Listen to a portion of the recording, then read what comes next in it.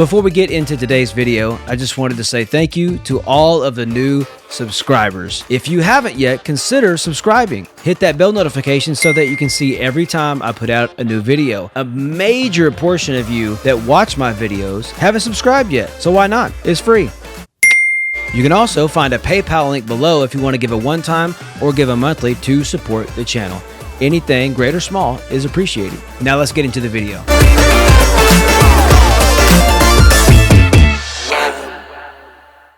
So when did it start? Because I knew him as the cowboy-esque guy that's out on a flat bottom boat on that. Is that the same pond you're talking about that I know about? Okay. He was a big man. I mean, his hands were huge. He wore a 13 triple E shoe. He was a big guy. I remember him pulling I think it was a revolver from his hip to shoot a snake that was on the bank. And he didn't warn or nothing. And I'm like, oh my God. And then I see this snake explode on the bank. And I'm like, well, Chuck Norris, who? You know? I mean, that's what I was thinking. But then we do Kids Crusades. And for some of you who you don't know what a Kids Crusade is, it's kind of a thing of the past a little bit. But it was more of you kind of... It was a children's revival. Yeah. Puppets and everything. I used to help my parents with that kind of stuff. Very cool to do all that. But she would always tell this story and how of God's forgiveness and redemption. So it was weird because I knew my grandpa, and but you didn't know him like that. I could not see it. Even though you would tell the story, you would tear up, you would cry. You know, this was an altar call to these kids because a lot of inner city kids, I remember specifically one, I think it was in Kansas City. And people have the same story, but like you said, kids are resilient, and you'll never know what they're going through.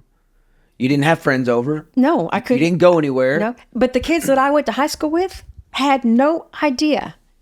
Matter of fact, my senior year, when we were getting ready to graduate, they were looking for a pastor to come and do the bachelor service we had at the time. They wanted to know if my dad could come. I'm like, what? And they said, well, isn't your dad a preacher? And I'm like, where in the world have you been my whole life? No, my dad's not a preacher. Wow. They had no idea. They had no idea. I was the one who got straight A's. I was the one that never got in trouble. I was I won't say perfect child, but I strived to be that perfect child because I didn't want to make my dad mad. Yeah. For all the wrong reasons, you were the... Exactly. I tried to excel in basketball, which I never was great with, but I went to state competition in singing and things. I wanted to make them proud. Yeah. I don't think I ever succeeded in that, but I tried so hard to make them proud of who I was. But when I was already out of school, I was 19, and we had a really bad weekend. My dad had another one of those episodes, and he beat my mom to a pulp, literally. He kicked her, he beat her until she was having convulsions. And we couldn't get her back to reality. She was out of it. She was having seizures. She had blood coming from her eyes, her ears. She was bleeding everywhere. He had kicked her in the ribs with his boots. She was in really bad shape. And I convinced him to get her in the car and take her to the hospital. And so we did. When she finally gained consciousness at the hospital, they asked her what happened. And she told them that she fell down a flight of stairs.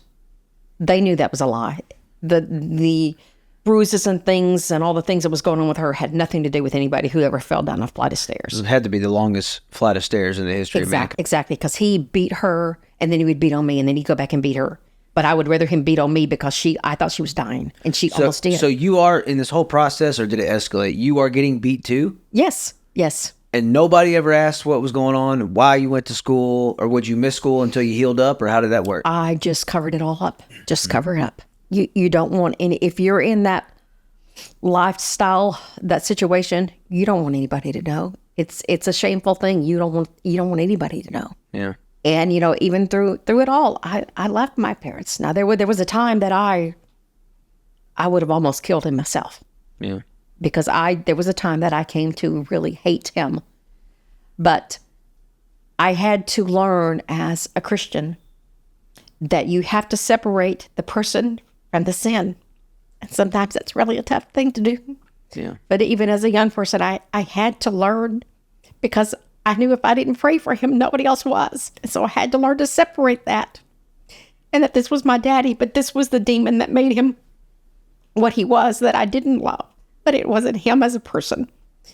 But after my mom was in the hospital for a couple weeks, and they asked her several times what happened to her, and she never would. She had to file something against him if they were going to arrest him or whatever, and she would not have that. Did the cops ever get involved? Anybody ever mention to the cops, or they ever show up and ask questions? Nope. No? Nope.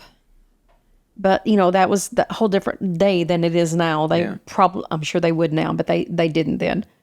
But, my dad had told me several times, thank you. We'll be at church. And I'm like, yeah, right. And they would never show up. But a week or so after she was home from the hospital, I got up and went to church, and my dad said again, oh yeah, we'll come. And I'm like, yeah, right. And, but that Sunday morning. Now this is close following after that severe. Just a few weeks after she gets out of the hospital. Yes. Okay. Between Sunday school and church, there was double doors that came into the sanctuary. And I remember hearing the double doors open, and I've heard them open thousands of times and looked to see who it was, and it was never them. But that morning, it was my mom and dad that walked through those double doors. And they sat on the back pew, and they came down to the altar during the altar service and gave their heart to the Lord. And he quit cold turkey. He quit drinking. Never seen anything like it in my whole life. But overnight, completely different person. Got rid of everything he had stored in the house or the shop and everything. It was all gone. One of the greatest memories I have is coming home from work, walking into the house, and I see my mom and my dad patching those holes in the walls together. And there were never holes in those walls again. It was something that was never discussed after it. I wanted to ask a million questions. Yeah. But you tread lightly sometimes because you don't want to cause a problem. Right. If everything's going good, you want to keep your mouth shut. Yeah. So I just always did. I never asked all those questions of why that even started or why this or why that. And I had begged my mom 1,000 times through the years to leave. But she said, where would we go? She said, we have no place to go. Where would we go? Now, so she wasn't working or anything? No, not until my junior and senior year when she drove the school bus. She really didn't have an education, and she had some health issues through the years. Mm-hmm. And so she had never, besides the curb market, that little store we had years ago when I was little, she didn't work outside the home. So she kind of, for her family was, for lack of a better word, trapped in whatever. As so many are, yes. Yeah. So how hard was it for you? I can't even imagine. Like, I've been done wrong. And to pray for somebody who's done that. That had to be a God thing. That definitely was not a Kim thing. But I just, I would talk to my pastor's wife, and she would say, Kim, you need to pray for him. And like I said a while ago, I came to the place that I felt like if I didn't pray for him, who else would? Because at that point, who loved him? Nobody, for what he was doing. He was a monster. Yeah.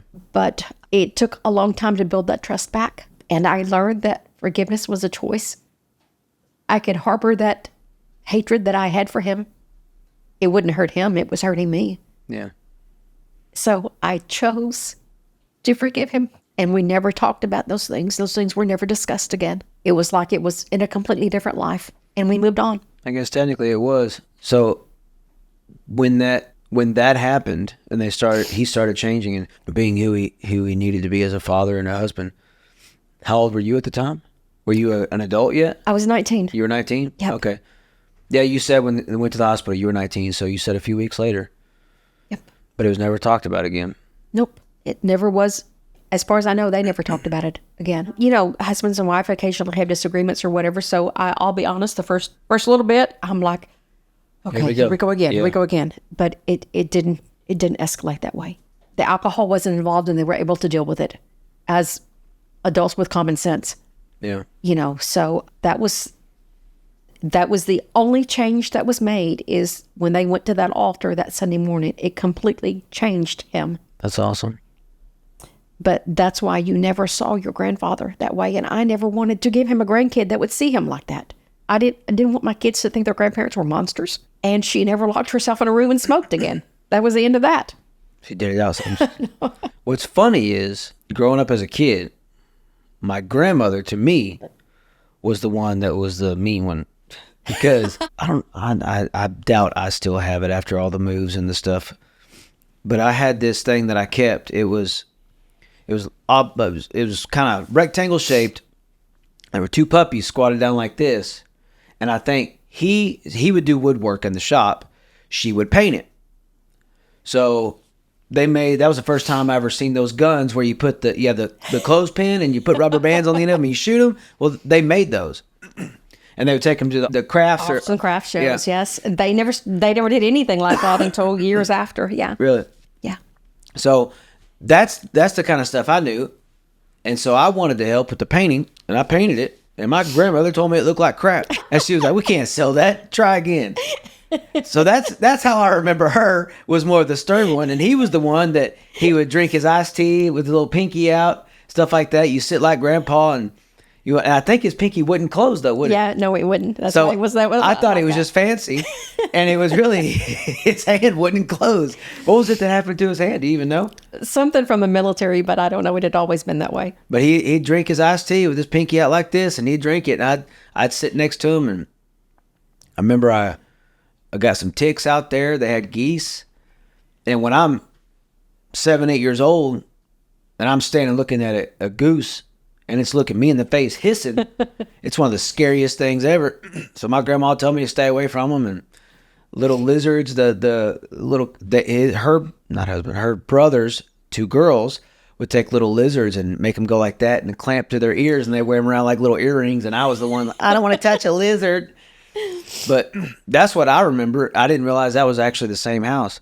Yep. Where all that stuff happened, which is crazy. Like, to me, I would be the one wanting to move after all that, just to get a fresh start, not look in the house and see those memories. But I guess if you're patching things up. They patched and they painted, and there was no evidence of anything like that left.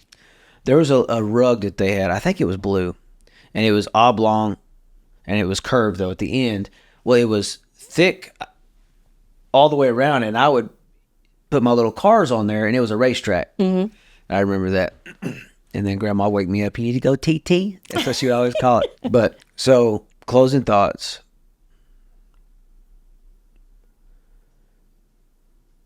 You obviously know from experience that somebody could be going through this right now. They may be watching this, and nobody have a clue. Nobody be able to see them. Nobody even knows how to pray or to pray for them because they don't know what's going on. Exactly.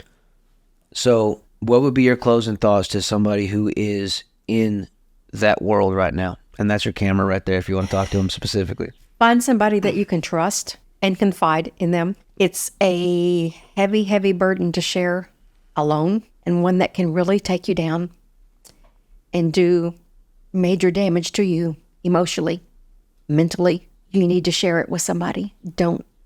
None of us are made to be an island alone. Find a pastor, a pastor's wife, someone that you can trust and talk to, and that can help you pray and get through it. Don't try to do it yourself. Oftentimes things like that, we try to, shame, embarrassment. Exactly, yes. That will, or even pride, keep you from opening up and talking to somebody. And realize that it's not the person, that it's the sin that has attached itself to that person that makes them that way. It's not the person. Even when you were going through all of your things, you probably don't even remember, but I would come into your room every morning and I would sit on the side of your bed and I would say, "Stephen, let's get up today. Let's do so-and-so." And I remember one morning you pulling the covers down and you looking at me and saying, "Why do I want to get up? I don't even want to live." But I would tell you every morning, somewhere in this person laying here is the child that I raised, and I will not give up on you. I didn't like the things you were doing, didn't like the people you were doing them with, but I refused to give up on you. I stomped my foot in the devil's face and said, I will not give up on my child. But I had done the same thing with my dad. I would not give up on my dad. But you have to separate that sin that's causing those actions from the person that you love. And remember this, that somewhere inside of there is still that person. And that's what I would tell you. Somewhere inside of you, somewhere inside of the person I'm seeing right now is a child I raised, and I will not give up on you. I will not. Stuck my feet in that mud and said, nope, not doing this. Well, I guess her mission today was to try to get me to cry. You need some more Kleenex? But I'm very thankful that I didn't give up on my dad. Matter of fact, when my dad passed away, he was watching you and your brother at our house in Missouri because your dad and I had gone on a mission trip to Russia. I remember that, yeah. And the morning that our flight was due back in, he had a massive heart attack and passed away at the house. My mother had a massive heart attack. Your grandma had a massive heart attack, or had a heart attack trying to revive him. But she had enough sense about her she remembered a lady's phone number in the church. And so she called her for help. And so they were able to get the ambulances there. By the time they got there, my dad had already passed away, but they took grandma to the hospital, and some of the church people came and got you. And we were home 2 or 3 days before I even knew where you were, you and your brother, because I was just jet lagged from flying 23 hours traveling back from Moscow and all the things. And then because grandma and grandpa were supposed to meet us at the airport and they weren't there. There was a couple from the church there. Yeah. I remember the day I got picked up. And I thought, when we were flying into Kansas City and the plane banked to get ready to come down for the landing, I looked at your dad and I said, something's wrong. He said, how do you know? And I said, I don't know, but something's not right. So in our minds, of course, we thought it was something at the church. Yeah. And then we got off the plane and Ron and John met us instead of Mom and Daddy. Yeah. And then they wanted to take us into a private room and talk to us. And that's when they told me that Grandpa had passed away and that Mom was in intensive care. Because she had a heart attack trying to revive him, didn't she? Yes. Yeah. Yep. Yeah, I got picked up, and on the way to, I think it was it Carolyn Stewart? Yeah, Carolyn and Jesse Stewart, yeah. I think it was their daughter that picked me up. I don't remember her name. It's been too long, I can't remember. But she was trying to explain to me in a way, because we went past that road that was up on the hill. Our neighborhood was down here on Pickle Avenue. Uh-huh. Okay, the road that was up on the hill, you can see down into there. And I remember seeing, I'm like, that's because it had that road you could turn in. It was a real sharp curve, and then you take a right onto the street. Yeah. And I knew enough to like, that's our neighborhood. Why are we passing it? And so she didn't want to lie, but she didn't know really how to explain it to me. She's like, "Well, your grandpa, something's happened," and he's, kind of explaining to I don't even know how old I was, 8, 9, or was I older than that? No, you weren't that old. Because Jonathan wasn't in school. He wasn't in school yet. He was there when all this happened. He said he saw it. Like, he remembers him grabbing his chest. He was afraid for me to go back to the house, but he thought the house hurt them, and he thought it was going to hurt me as well. Yeah. He's not so smart. Well, he was little. Oh, yeah. You were a genius. Maybe 7 or 8. That sounds right. Yeah. Yeah, this is kindergarten or first grade, something like that, maybe second. Yeah. But all because... But he had seen his doctor the week before he came up. He was doing physical, and of course, years prior to that, he had 5 bypasses done on his heart. 5? Well, when you drink like he did and do the things he did, it wreaks havoc on your body. Yeah. I guess he's earned it. But he and Grandma came up to watch you guys so we could go.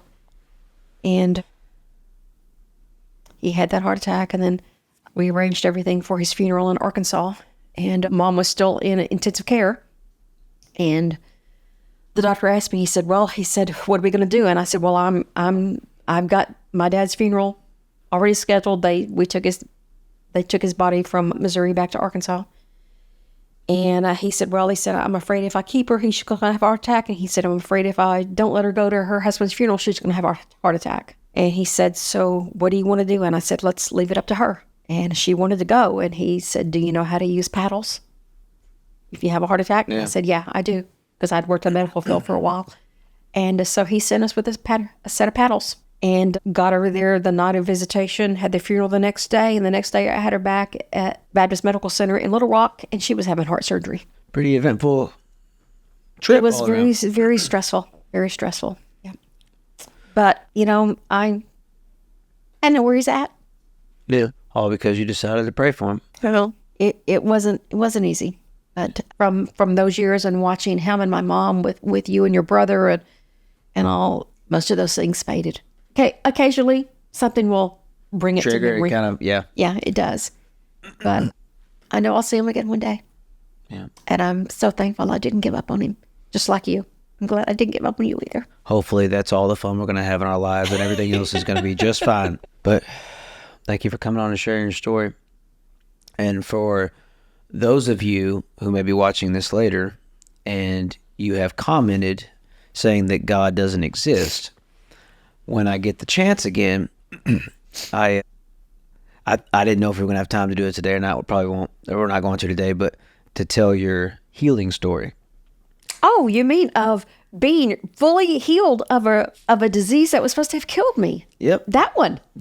Because the comment section on a particular video that talks a little bit about healing or no, just saying that God isn't real. And I said, well, if you want to go strictly miracles, I got 2 parents that were completely healed from things that you can't get healed from. And my mother's now a certified scuba diver when she needed oxygen just to do laundry. You ain't tell them. And of course they had some words about that and didn't believe that anyways. I said, well, you know what?